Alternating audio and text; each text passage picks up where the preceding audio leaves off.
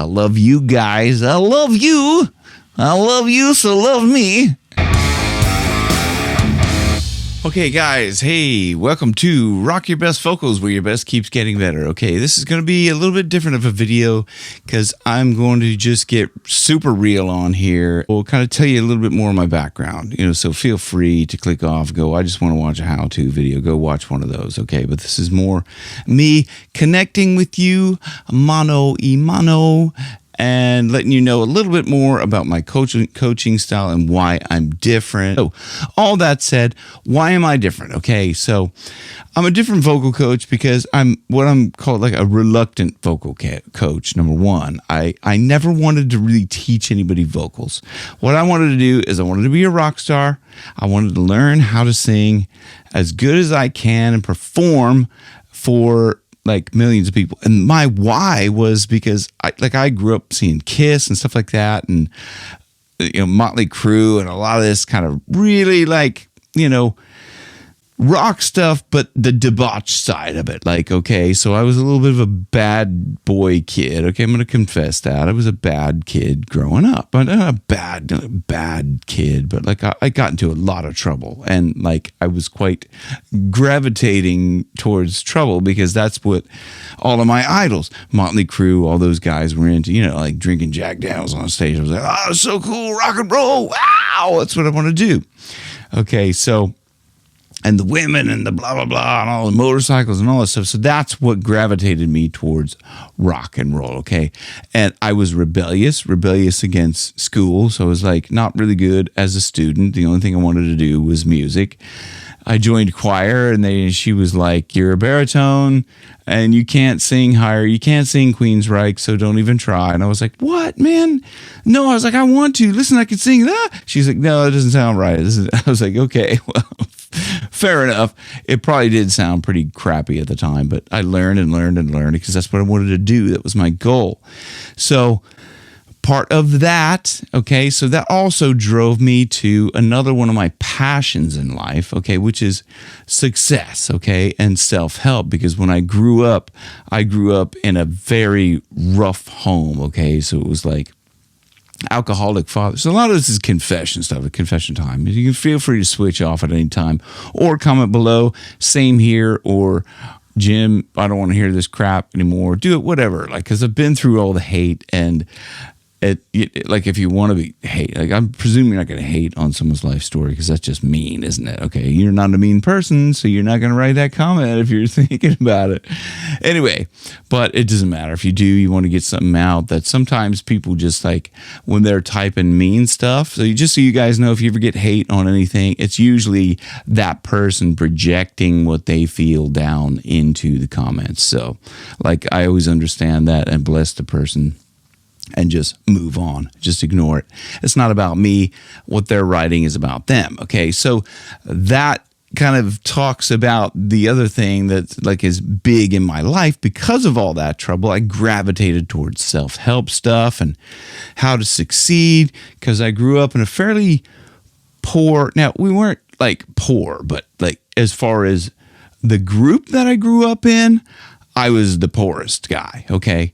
Everyone else was getting, when they were turning 16, everyone else was getting brand new Mustangs and, not Corvettes. What do you call those things?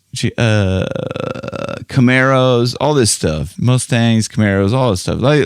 Most of the guys were getting these super hot cars. And I had I don't even want to tell you, it was a piece of crap. The first piece of crap eventually was such a piece of crap, I had to get rid of it. And then I got a little Honda, not bad, a little Honda Civic. I think it was a 1-liter engine, manual, boom. It was good thing to have the manual because you could really, anyway, I digress big time. So a lot of this stuff was driving me towards success. Okay, I want to succeed in life. Okay, and I felt really bad about myself for most of my life. Okay, and I learned how to overcome a lot of that stuff. And so another big passion of mine is spirituality. Okay, and shamanism. Okay, so when you think, not religion. Okay, so let's park religion. It's not religion.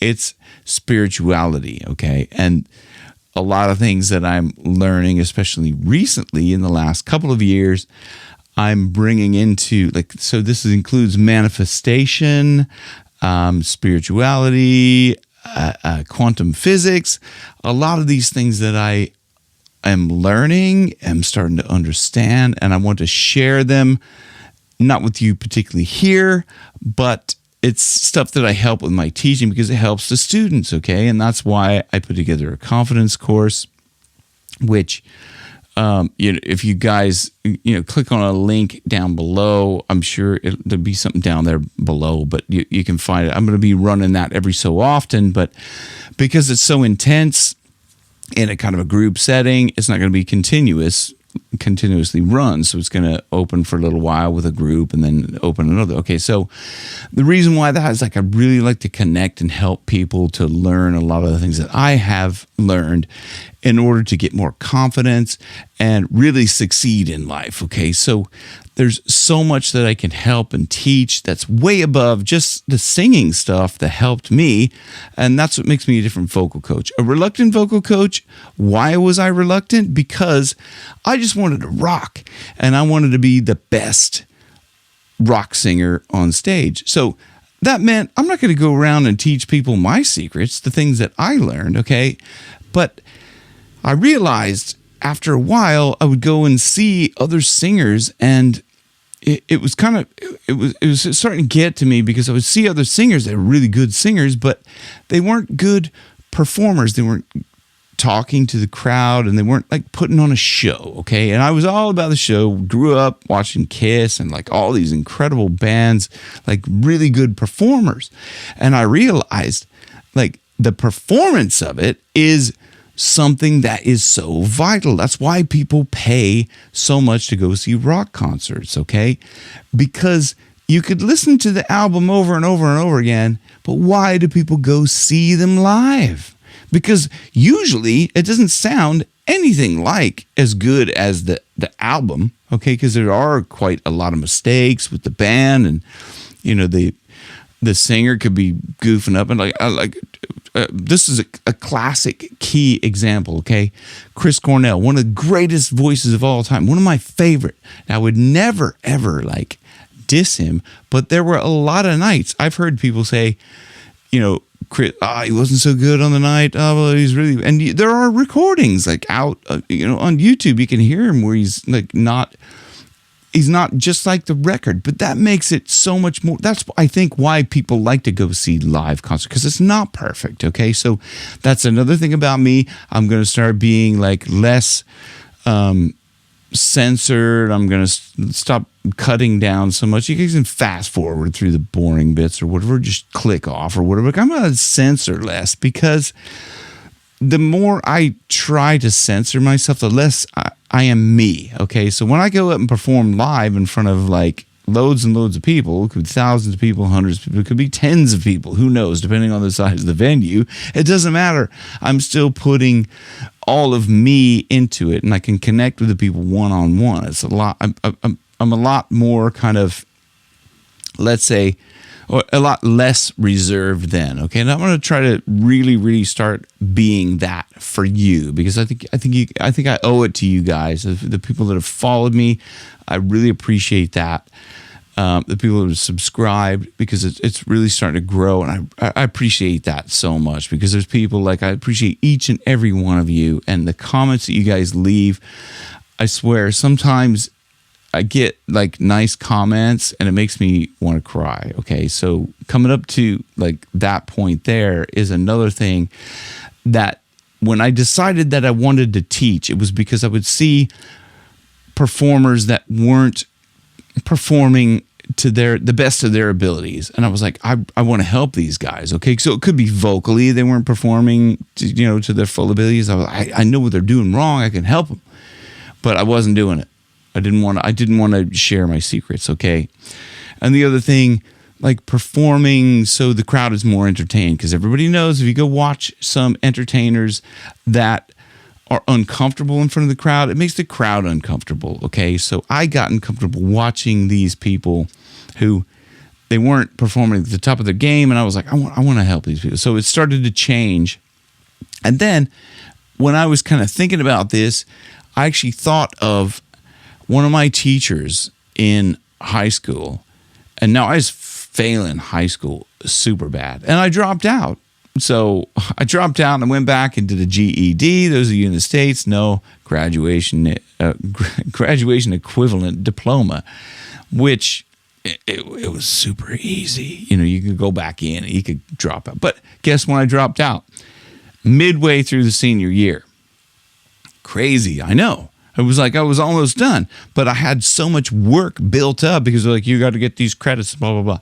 But getting back to the point was one of my teachers, Mr. Resch, was my science teacher, and he knew I was failing and failing bad.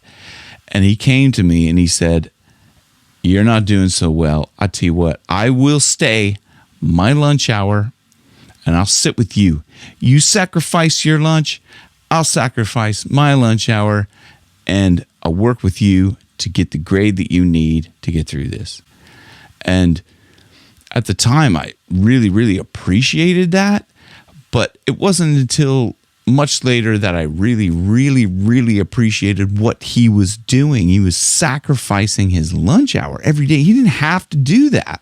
That makes me really like I look back with just this heartfelt appreciation, and it almost brings a tear to my eye. When I was writing this down, to kind of go through, what do I want to talk about in this?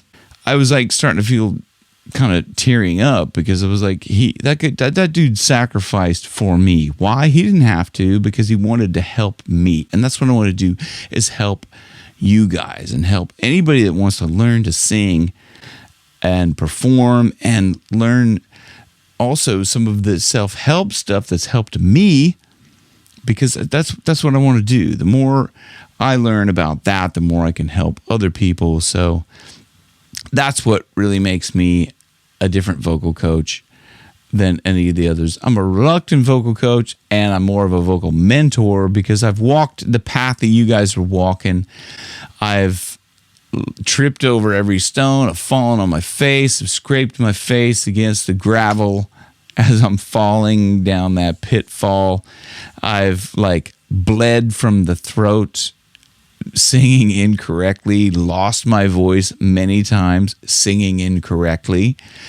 And I figured out how to not only protect my voice, but to make it better and better and better along the way. And so these are the reasons why I can help you like nobody else can, is that I've made my life around performing and singing and getting better, and kind of, so now I want to bring all this stuff to you. Anyway, this is kind of a roundabout way of saying thank you for subscribing to the channel, and I'm going to be more real for you guys because you guys deserve it, and I hope you still like it, even though it's going to be less censored. It's probably going to be, a bit more rough around the edges. But look, if you can't be you, I think Jim Carrey said it best. You either be you and be you in life, and let people either hate on you and walk away from you, or you fall into your grave clutching on to someone that you never actually were. Okay, so